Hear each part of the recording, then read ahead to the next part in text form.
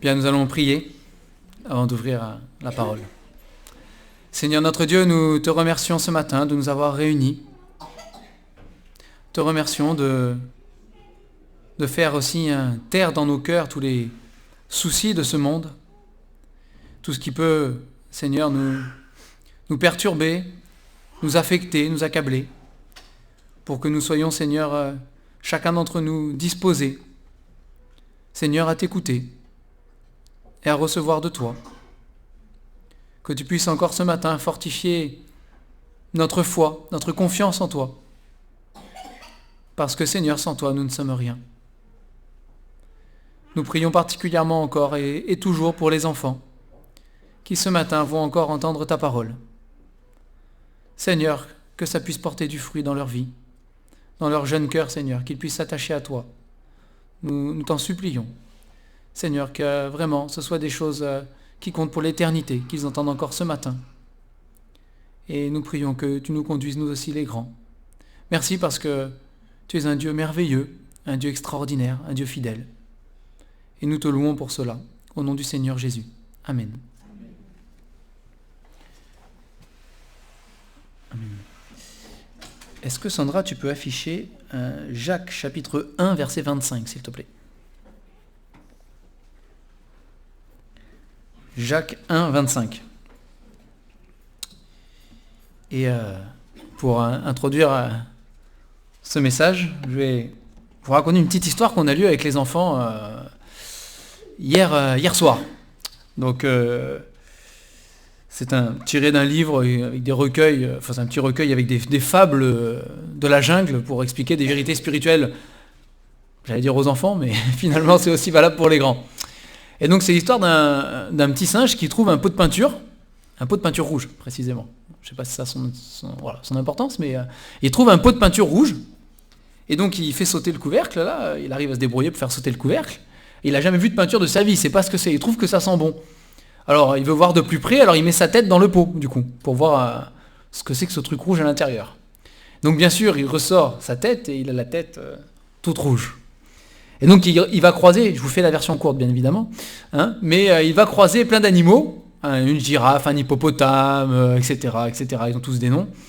Et chaque animal va lui dire, oh là là, t'as vu ce que t'as sur le visage ? Il y a un problème, il faut que tu fasses quelque chose. Et lui, il dit, non, qu'est-ce qu'il a mon visage ? Il est très bien mon visage.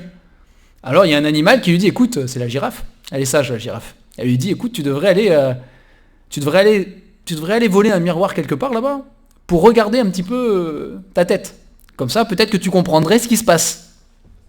Alors le petit singe, il va chercher un miroir dans un arbre, il rentre, il ouvre une porte dans une clôture, il rentre dans un jardin, hop, il vole un miroir, et il regarde, il fait, tiens, il y a un singe rouge, il est pas beau celui-là. Et puis, il continue à courir, et puis il continue à jouer avec le miroir, il commence à embêter les animaux avec le miroir, etc. Et tous les animaux disent la même chose. Ce miroir, il n'est pas fait pour ça. Regarde-toi dedans et tu vas comprendre qu'il y a un problème et tu vas devoir faire quelque chose. Je vous passe toutes les péripéties du petit singe, même si c'est amusant. Et puis finalement, ce petit singe regarde dans ce miroir et il commence à comprendre que quand il fait quelque chose, le singe en rouge fait la même chose que lui. Et donc il finit par comprendre que ce singe avec le visage tout rouge, c'est lui. Alors il file à la mare, il se nettoie et vite il revient au miroir, il regarde, ah ça y est, il est tout propre. Et la girafe qui lui dit, écoute, je t'avais dit que ce miroir, il faut le regarder, mais aussi il faut faire ce qu'il faut avec pour que derrière, tu sois plus comme tu es. Et donc vous avez ce verset que j'ai demandé d'afficher, mais celui qui aura plongé les regards dans la loi parfaite, la loi de la liberté, et qui aura persévéré, n'étant pas un auditeur oublieux, mais se mettant à l'œuvre, celui-là sera heureux dans son activité. Alors j'aurais pu en choisir un autre. Il y a le passage, vous lirez chez vous à partir du verset 22 de ce chapitre-là. Mais on ouvre la parole. Normalement, on est censé l'ouvrir chaque jour pour méditer la Bible, pour la lire. On va à l'église et on entend des messages qui parlent de la parole, qui parlent de Dieu. Et je ne sais pas vous, mais moi personnellement, quand j'ouvre la Bible, ou quand je prépare un message, je prends une claque.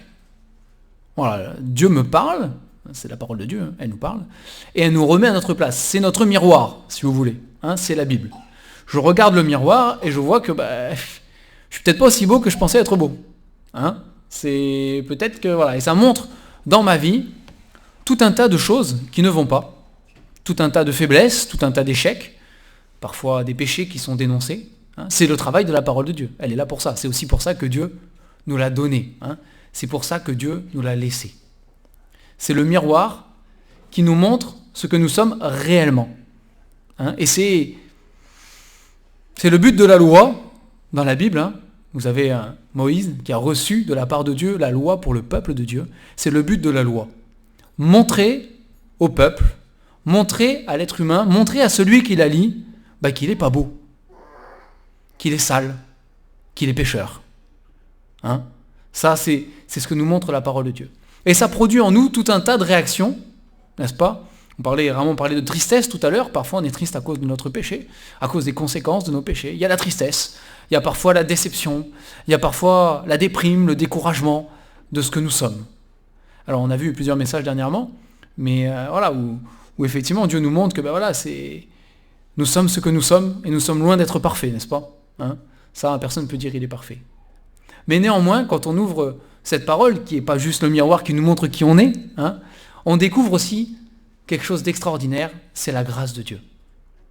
Et ça, c'est quelque chose qu'il ne faut jamais oublier, même quand on se regarde et qu'on se voit moche, hein, c'est ce que Dieu veut, il veut qu'on prenne conscience de ce que nous sommes et du péché que nous avons. Mais ce n'est pas juste pour qu'on s'apitoie sur notre sort, pour qu'on soit abattu, qu'on soit triste, qu'on soit au fond du trou, c'est pas pour ça. Derrière, vous avez toujours, dans la parole, vous avez toujours la grâce de Dieu. Et la grâce de Dieu, elle est au-delà, c'est ce qu'on voit dans la Bible, elle est au-delà de ce qu'on peut en dire avec des mots. Quand nous recevons le pardon de nos péchés, parce que nous confessons nos péchés au Seigneur Jésus, quand nous devenons enfants de Dieu, nous expérimentons la grâce de Dieu. Et nous saisissons des choses de la grâce de Dieu, nous dites, Dieu est grand, il m'a pardonné. C'est quelque chose qui nous dépasse. Hein, nous-mêmes, on a du mal parfois à se pardonner à soi-même, certaines choses qu'on fait, hein, ou qu'on pense, ou qu'on dit. On a du mal à se pardonner à soi-même. Dieu est plus grand que notre cœur, dit la parole. Hein. Il est au-delà de toute chose. C'est un Dieu de grâce. Et j'aimerais qu'on prenne Genèse, chapitre 18. Alors, si mon marque-page n'a pas bougé, non, c'est bon. Genèse, chapitre 18, à partir du verset 23. Nous avons ici une discussion entre Abraham et Dieu. Le sujet de cette discussion, c'est le grand péché, ou les grands péchés, si vous voulez plutôt, hein, de Sodome et Gomorrhe. Ces deux villes qui marchaient à l'envers, ces villes où tout était perversion et déréglé.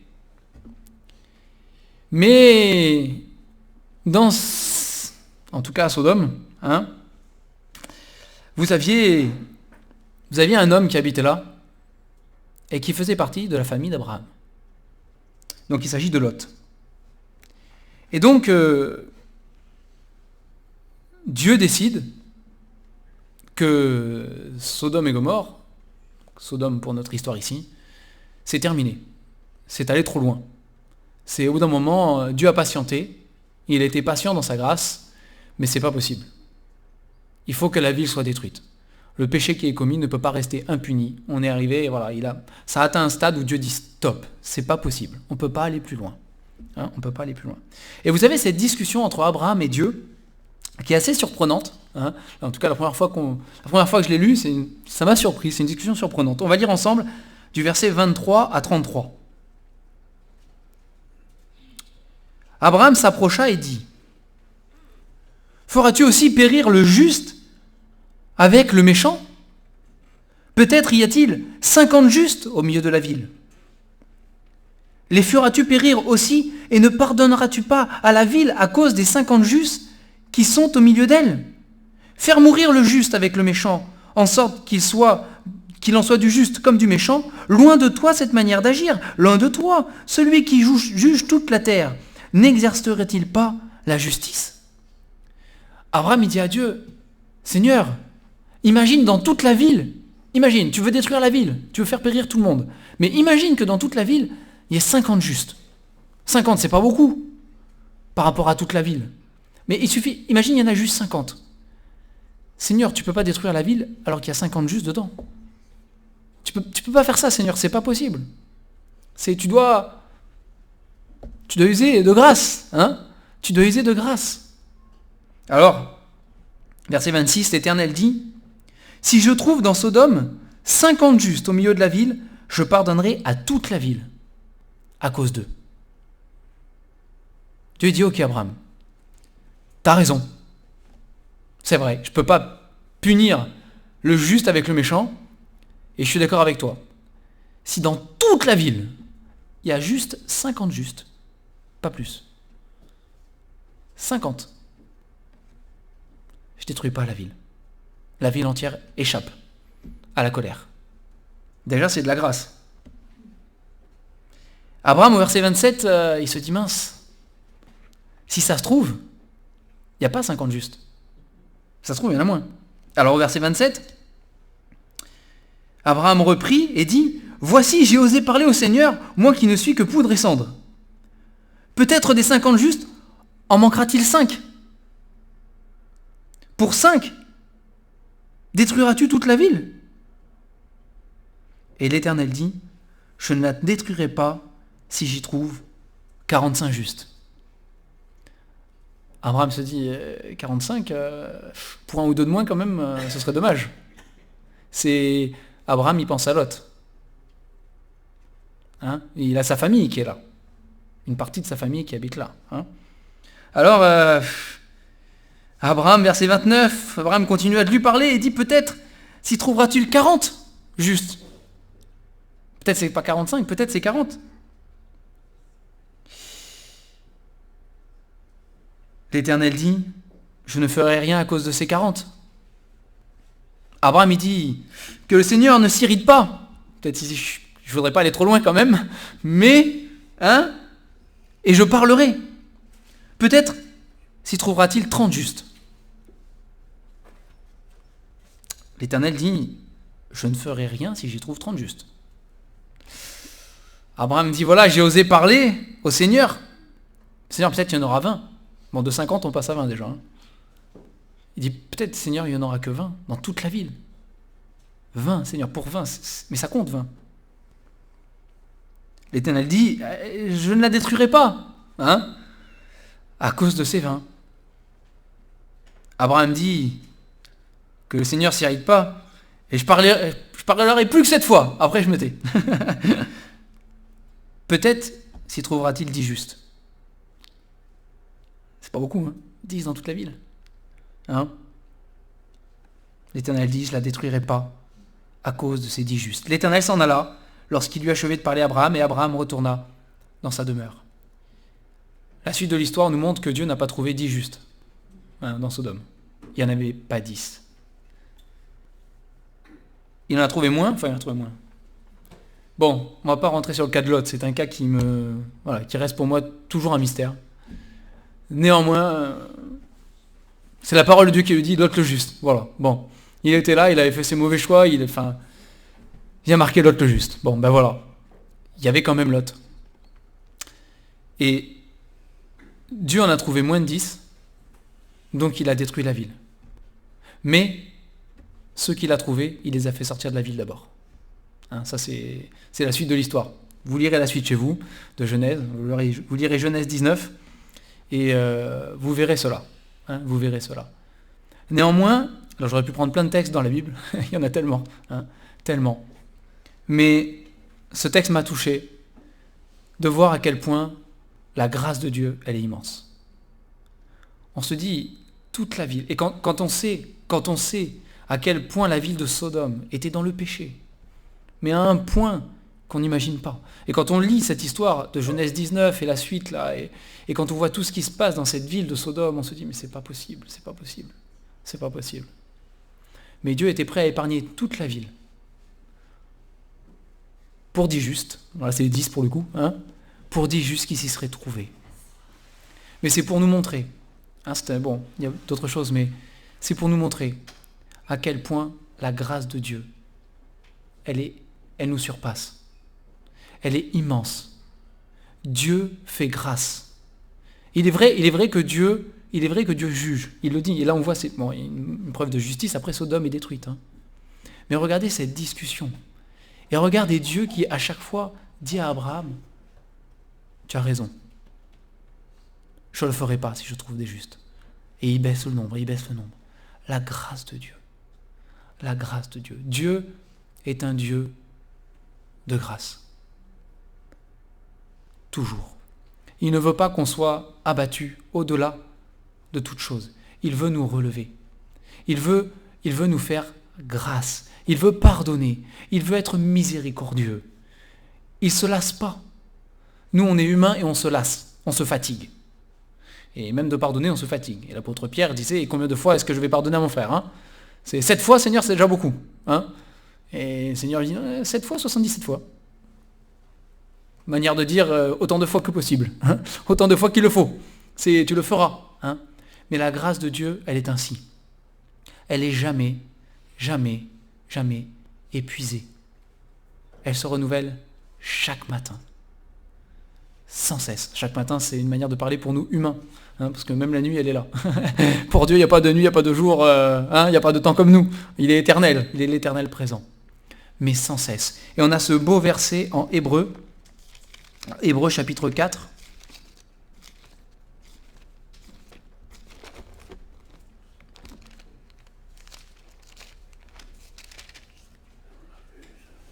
Hébreu chapitre 4, le verset 16, que vous connaissez sans aucun doute.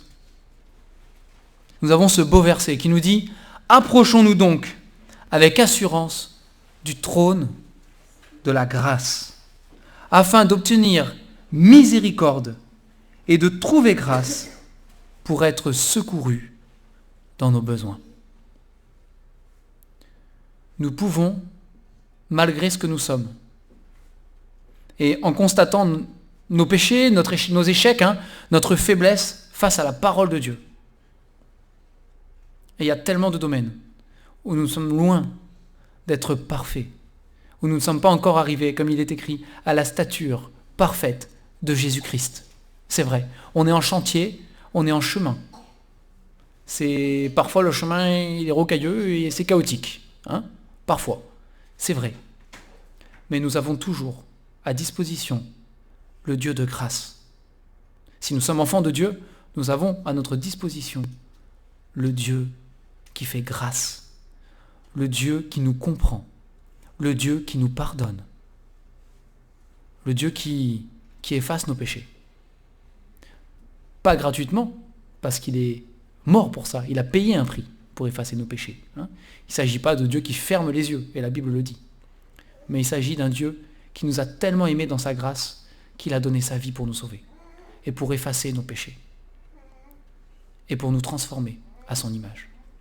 Et ici, qu'on soit triste, et la Bible parle de la tristesse, la tristesse selon Dieu qui produit une repentance à salut, qu'on soit triste à cause de ce que nous sommes, à cause de nos péchés, qu'on soit abattu à cause de ce que nous voyons, de notre cœur mauvais. Et la Bible déclare, le cœur de l'homme est méchant et tortueux par-dessus tout. Qui peut le connaître, à part Dieu? Qui peut le connaître? Et c'est notre propre cœur. Mais on n'est pas appelé à être découragé à cause de ce que nous sommes. On est appelé à se tourner vers Dieu. On est appelé à invoquer Dieu. À l'invoquer. À l'appeler au secours. Dire Seigneur, au secours. Je suis ce que je suis. Je suis un pécheur. Mais Seigneur, j'implore ta grâce. J'appelle ta grâce. Pardonne-moi et aide-moi, Seigneur. Aide-moi à changer. Aide-moi à aller plus loin. Aide-moi à refléter mieux dans ma vie et dans ces domaines où je suis en échec, où je suis pécheur. Aide-moi à refléter Jésus-Christ. Et ce que dit ce merveilleux verset d'Hébreux 16, c'est que nous sommes invités à nous approcher du trône de Dieu. C'est une invitation. Dieu nous dit, fais-le. Viens me demander de l'aide. Reste pas là à t'apitoyer sur toi-même. Tu as vu ce que tu es, c'est bien, mais ne reste pas paralysé par ce que tu as vu. Change. Fais quelque chose. Demande-moi de t'aider. Approchons-nous donc avec assurance. Avec assurance. Pas avec crainte, là, pour le coup. Pas avec doute, mais avec certitude. Je sais que ce Dieu qui m'a sauvé en Jésus-Christ, c'est le Dieu de la grâce. C'est pas le Dieu qui va me rejeter, qui va m'envoyer bouler parce que, bon, ça fait 15 fois que je viens et c'est bon, il est fatigué. Hein. C'est pas le Dieu que révèle la parole de Dieu. Hein. J'aime beaucoup ce verset dans Job qui dit « Dieu est puissant, mais il ne rejette personne. » Il ne rejette personne. Je peux venir à lui autant de fois que nécessaire, autant de fois que j'en ai besoin. Je peux venir à lui et dire « Seigneur, pardonne-moi. Seigneur, aide-moi. Sauve-moi de cette situation, de ce péché. Sauve-moi, aide-moi. » Du trône de la grâce afin d'obtenir miséricorde et de trouver grâce pour être secouru. Et qu'on ne se prive pas, hein, c'est dans Hébreu, que personne ne se prive de la grâce de Dieu. Veillez à ce que personne ne se prive de la grâce de Dieu, il est dit. Hein, mais qu'on ne se prive pas de cette grâce qu'il y a en Dieu.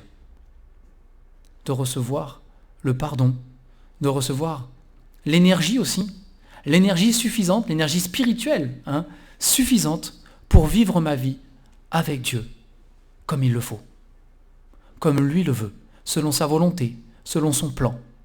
Alors on va tomber, on va encore se manquer, parce que nous sommes des humains, hein, parce que nous sommes des pécheurs encore. On va encore tomber, mais Dieu sera toujours là. Il sera là pour autant de fois qu'on tombera. Le Seigneur sera là. Vous connaissez ce verset qui dit « Là où le péché a abondé, la grâce a surabondé. » Hein. Il y a même plus de grâce encore possible que de péchés qui peuvent exister.